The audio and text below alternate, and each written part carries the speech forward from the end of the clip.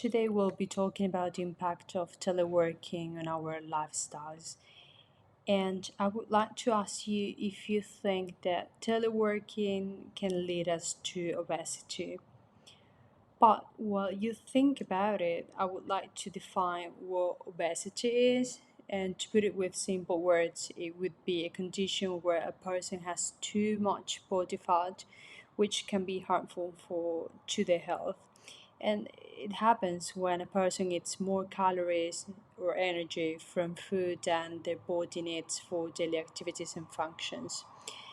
The extra calories get stored in the body as fat, leading to weight gain. And over time, if this weight gains continues, it can result in obesity.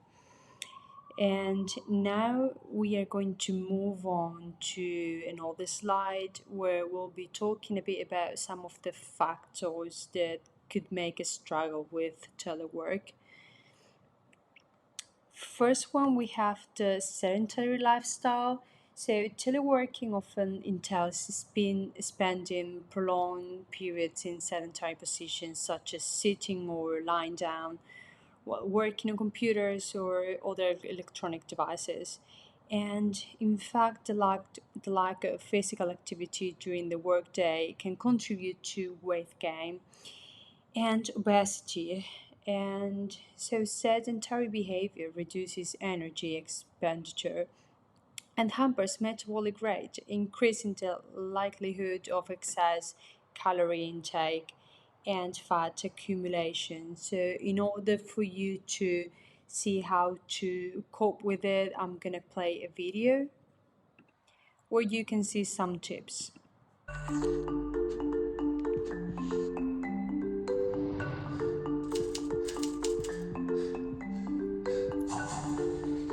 Did you know that regular physical activity reduces the risk of dying prematurely by 20 to 30%? Sedentary behaviour includes computer use, watching television, and mobile phone use. It's one of the most important risk factors for heart disease. Physical activity is a keystone of cardiovascular prevention. It helps you to lower your blood pressure, your stress levels, to lose weight. It gives you a healthier heart and more energy. Small challenges are the best way to achieve the 150 minutes of exercise a week. Here are 5 easy tips to be more active. Walk every day. Start with 10 minutes and add 1 minute each day until you reach your goal. Choose the stairs. Monitor your number of steps. Use a bike for short distances. And if you have to use the car, park further away and walk a bit. Exercise cannot be replaced by medications. So don't wait. Get started now.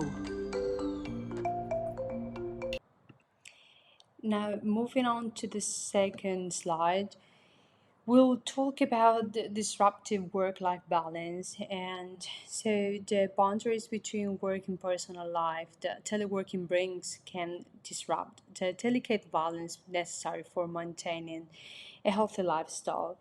So the absence of a clear separation between work and leisure time may lead to longer working hours and increased stress levels, leaving less time for exercise and healthy meal preparation. And this imbalance can contribute to poor dietary choices and lack of physical activity, ultimately contributing to weight gain and obesity.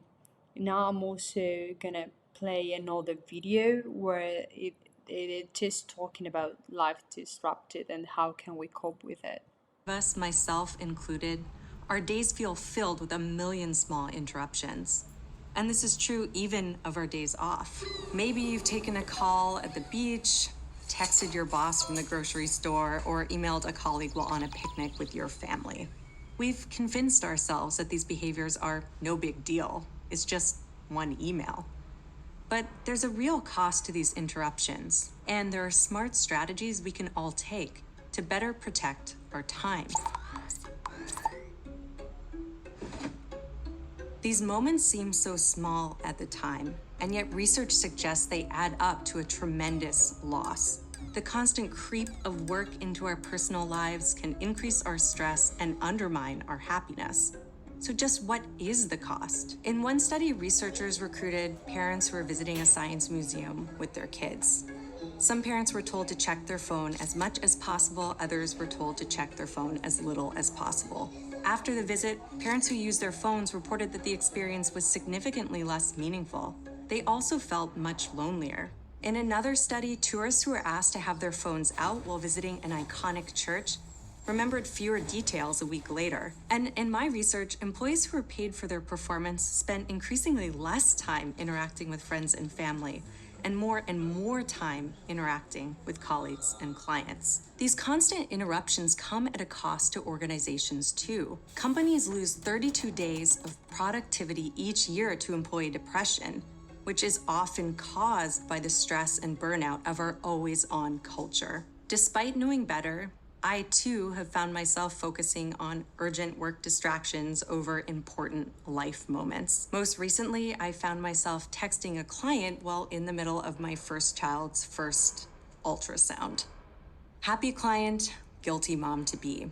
When you add up all of these moments, the sum total is a life shortchanged on meaning, joy, connection, and even memory. As we remake our models of work in the wake of the pandemic, now is our opportunity to create a new culture that respects time. And the way to make this really big change is through small steps that we can take right now. The first step that we need to take is to reframe rest.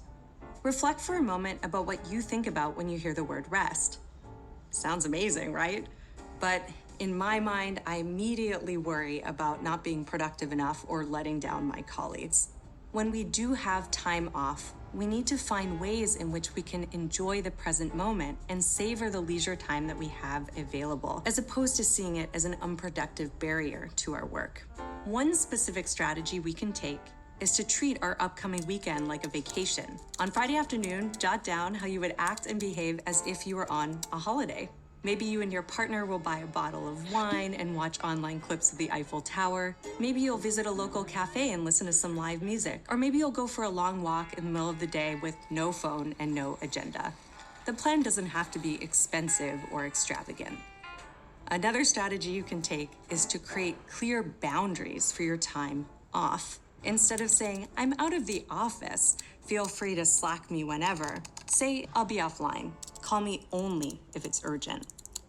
To uphold these personal goals, work together as a team. Set team goals for personal time. Do it publicly, collect data, and hold each other accountable. These goals could sound like, I will not check email between 6 and 8 p.m., I will have dinner with my family 4 nights a week, or I will go for a jog midday. Check in on your team's progress and see how everyone's doing. If you or your teammates are unsuccessful, work together to help accomplish personal goals. Lastly, you can negotiate for more time to prevent work from creeping into your personal life. In business school, I teach students to negotiate for salary, but realize I spoke almost nothing about negotiating for more time. What does this look like in practice? You can ask for more time on adjustable deadlines at work.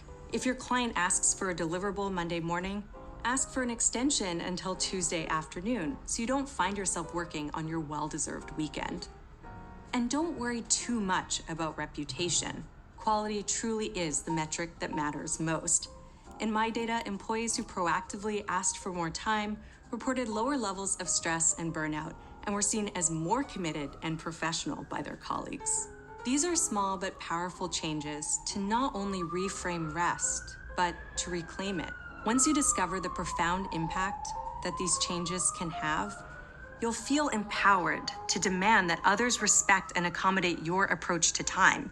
Maybe they'll even feel inspired to piece together the fractured moments of their lives too.